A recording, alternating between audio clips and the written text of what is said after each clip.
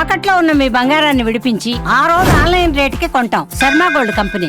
నమస్కారం, welcome to Suman TV. నేను Gitanjali. July 24వ తారీఖున ఆషాఢ అమావాస్య. మరి ఈ అమావాస్య విశిష్టత ఏంటి? సాధారణంగా అన్ని అమావాస్యల్లో చూసుకున్న ఏదో ఒక ప్రత్యేకత ఉంటుంది.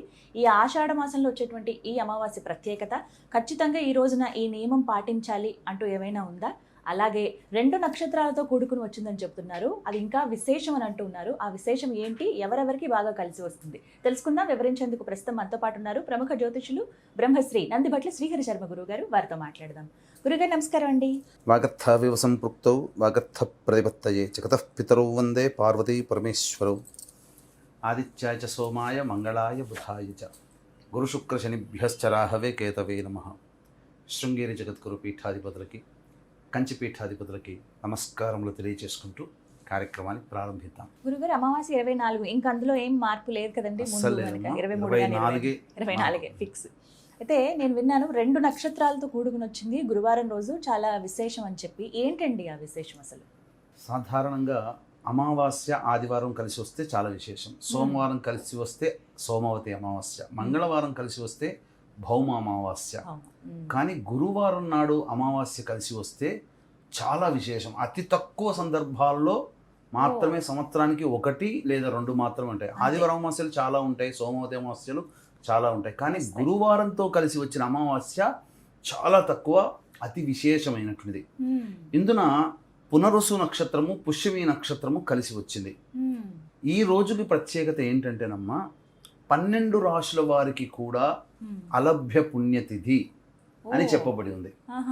ఎందుకనంటే ఈ నవగ్రహాలలో సూర్యుడు అత్యంత ప్రకాశవంతమైన గ్రహం, నిరంతరం వెలుగునిస్తూనే ఉంటుంటాడు. అన్ని గ్రహాలు సూర్యుడి నుంచి శక్తిని తీసుకొని ఉంటాయి, కానీ గురుగ్రహం మాత్రమే తీసుకున్న శక్తికి మళ్ళీ విసర్జించే యోగం కలిగినట్టుంది. అంటే second son of the universe అని జూపిటర్ని అంటారు. ఎందుకంటే 2వ సూర్యుడు అని చెప్పి, అంటే గురుగ్రహం అంతటి విశేషం అన్నమాట. అంటే ఫలితాన్ని ఇవ్వడంలో గురువుని మించినటువంటి వాడు లేడు. అందుకనే మనకు సాధారణంగా గురు బ్రహ్మ, గురు విష్ణు, గురుదేవ మహేశ్వరుడు, తల్లిదండ్రుల తర్వాత పూజించదగిన వాడు, ఆరాధించదగిన వాడు గురువు మాత్రమే. తదనంతరమే దేవతలు వస్తారు. కాబట్టి తల్లిదండ్రుల తర్వాత స్థానం గురువుకే ఇవ్వబడ్డది. అంతటి విశేషమైనటువంటి గురువు వారం రోజున ఈ అమావాస్య రావడం చాలా గొప్పది. 12 రాశుల గురించి ఎందుకన్నానంటేనమ్మా, మొత్తము 12 రాశుల్ని 2 భాగాలుగా విభజించారు. ఒకటి గురుపాలిత రాశులు, 2 శనిపాలిత రాశులు. అంటే గురుపాలిత రాశుల్లో ఏమేమి ఉంటాయి? మీనం, మేషం, కర్కాటకం, సింహం, వృశ్చికం, ధనుస్సు రాశులు. శనిపాలితంలో వృషభం, మిథునం, కన్యా, తుల, మకరం, కుంభం, ఈ 6 రాశులు, మొత్తం 12 రాశులు. అయితే ఈ ఆషాఢ అమావాస్యకి విశేషం ఏంటంటే, గురువారం నాడు చాలా గొప్పది. పునరుసు నక్షత్రం ఉంది సాయంత్రం వరకు. కాబట్టి అదేమైపోయింది, పునరుసు నక్షత్రం గురువారం ఉన్నప్పుడు అది గురుపాలిత రాశుల వారికి యోగాన్ని ఇస్తుంది. ఎందుకంటే పునరుసు నక్షత్రానికి అధిపతి గురువు కాబట్టి. మళ్ళీ సాయంకాలం 7 తర్వాత పుష్యమి నక్షత్రం ప్రవేశం చేస్తుంది. అప్పుడేమైతుంది, గురువారము పుష్యమి నక్షత్రం అన్నప్పుడు ఏమైపోయింది, శనిపాలిత రాశుల వాళ్ళకి చాలా విశేషమైన యోగం. కాబట్టి మొత్తము కూడా ఈ 2 రాశుల వారికి, ఈ 2 గ్రూపుల వారికి మంచిది. అంటే 12 రాశుల వారికి మంచిది. కాబట్టి కొన్ని పరిహారాలు అనేటువంటివి గురుపాలిత రాశుల వాళ్ళు పొద్దున పూట, శనిపాలిత రాశుల వాళ్ళు సాయంత్రం పూట చేసుకుంటే అద్భుతమైన విశేషం. ఈశ్వర ఆరాధన చేయమని శాస్త్రం చెప్పబడింది. అమావాస్య రోజున లక్ష్మీ ఆరాధన కూడా చాలా విశేషం. మరి ఏం చేయాలి గురువు గారు? చేసుకోవాల్సినటువంటి పరిహారం 12 రాశుల వాళ్ళు, 12 రాశుల వాళ్ళకి సంబంధించి సాధారణంగా మనకు అమావాస్య తిథి కాబట్టి, అమావాస్య రోజున మనకు 4 వేదాలు చెప్పబడినటువంటి ఏంటంటే విజ్ఞానాన్ని ప్రసాదం. అంటే మనకు సైన్స్ ఏదైతే ఉందో చెప్తుందో అవి 4 వేదాల నుంచి వచ్చినవే. ఈ 4 వేదాల్లో మొత్తం అంతా సైన్సే చెబుతుంది. దేవుణ్ణి పూజించమని ఎక్కడా చెప్పబడలేదు. మనమే స్వార్థం కోసం దైవాన్ని ఆరాధన చేసి మన స్వార్థం కోసం కోరికలు నెరవేర్చుకోవడానికి మాత్రమే దేవుని ఉపాసిస్తున్నాం.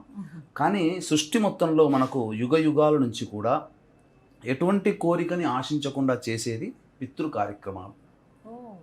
తల్లిదండ్రుల కోసం చనిపోయినటువంటి వాళ్ళకి, పితృదేవతలకి ఏదైనా కార్యక్రమం చేసేటప్పుడు ఏమీ ఆశించవు. కానీ ఏమీ ఆశించకుండానే మనం చేస్తున్నాం కాబట్టి ఆ పితృదేవతలు అన్నీ మనకు సమకూరుస్తారు.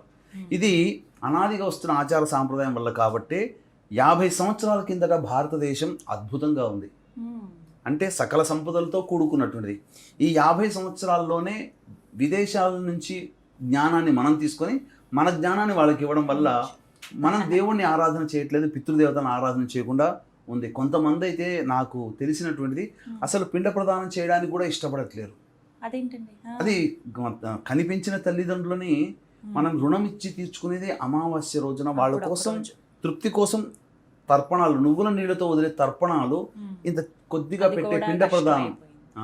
అంటే మరి చిన్నప్పటి నుంచి కన్నీ పెంచి పెద్ద చేసి ఇంత శరీరాన్ని ఇచ్చి నిన్ను గుర్తుపట్టడానికి ఒక పేరు పెట్టి నీకు ఒక అందమైన రూపాన్ని ఇచ్చి నిన్ను ప్రపంచమంతా గుర్తిస్తుంది, నీకు అందరి చేత నువ్వు ప్రేమించబడుతున్నావు, గౌరవింపబడుతున్నావు అంటే ఆ రూపము, ఆ దేహము, ఆ శరీరం ఇచ్చింది ఆ తల్లిదండ్రులు అనేటువంటిది మర్చిపోయి ఆ తల్లిదండ్రులని విస్మరించి చేయడం వల్ల ఈ రోజున దౌర్భాగ్యమైనటువంటి స్థితిలోకి అతను ఉండట్లేడు.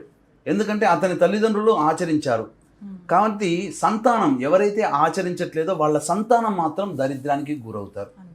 అది కాబట్టి నాకేం కాలేదు, నేనేం చేయట్లేదు అనుకోడు అనే కంటే కూడా ఖచ్చితంగా ఆ రోజున మధ్యాహ్నం కల్లా ఏదైనా బ్రాహ్మణుని పిలిపించుకొని పిండ ప్రదాన కార్యక్రమం, తర్పణాది కార్యక్రమాలు చేస్తే ఆకలి దప్పులు అనేటువంటివి పితృదేవతలకి తీరుతాయి. ఇది చేయవలసినటువంటి విధిగా ఈ రోజున పద్మక యోగం అని కూడా చెప్పబడిందమ్మా. విధిగా సముద్ర స్నానము కానీ లేదా నదీ స్నానము కానీ చెయ్యాలి. ఏదైనా తోచినంతగా దానాదులు చెయ్యాలి. దానం చేసేటప్పుడు గుర్తుపెట్టుకోండి, యోగ్యమైన వాడికి చేయమని చెప్పబడింది శాస్త్రం. అంటే అనాదిగా నియమనిష్టలతో కూడుకున్నటువంటిది బ్రాహ్మణులు కాబట్టి మనకు శాస్త్రం అంతా బ్రాహ్మణులు చెప్పబడి ఉంది. అయితే మనకు విధిగా కూడా కేవలం దానం తీసుకోగలిగే వాళ్ళు బ్రాహ్మణులని కాదు, అనాథులు ఉంటారు, శక్తి లేని వాళ్ళు ఉంటారు, వాళ్ళకి చేసిన దైవం ఎంతో గొప్ప ఫలితాన్ని ఇస్తుంది. కాబట్టి అనాథాశ్రమంలోకి వెళ్ళి ఏం దానం చేయమంటారండి? పెద్దలకి వృద్ధాశ్రమాలు ఉన్నాయి, అనాథాశ్రమాలు ఉన్నాయి, వికలాంగులు ఉన్నారు, వాళ్ళకందరికీ కూడా ఏదైనా తినే పదార్థాలు కానీ వస్త్రాలు కానీ శక్తి కొలది ఏదైనా కానీ, ఇప్పుడు 50 రూపాయలు ఖర్చు పెట్టుకోగలిగే శక్తి ఉంటుంది కదా, 10 బిస్కెట్ ప్యాకెట్లు వస్తాయి, 10 మందికి పంచండి, తృప్తి పడతారు. అది చేయండి. కానీ సాయంకాలం పూట మాత్రం ప్రదోషకాల సమయంలో శివారాధన చాలా గొప్పగా చేయాలి. అయితే వీక్షించేటువంటి ప్రేక్షకులు కూడా మీనం, మేషం, కర్కాటకం, సింహం, వృశ్చికం, ధనుస్సు రాశుల్లో జన్మించినటువంటి వారు ఈ పునరుసు నక్షత్రం గురువారం కలిసి ఉన్నటువంటి రోజున ఈశ్వరుడికి అభిషేకము, అర్చన చేయడం, లేదా మీకు ఏదైనా కానీ పని ఆటంకాలు ఎదురవుతున్న పనులలో లేదా స్ట్రక్అప్ అయిపోయి ఉన్నాయి, ఖచ్చితంగా ఆ అమావాస్య రోజున కాలభైరవుడికి కానీ ఈశ్వరుడికి కానీ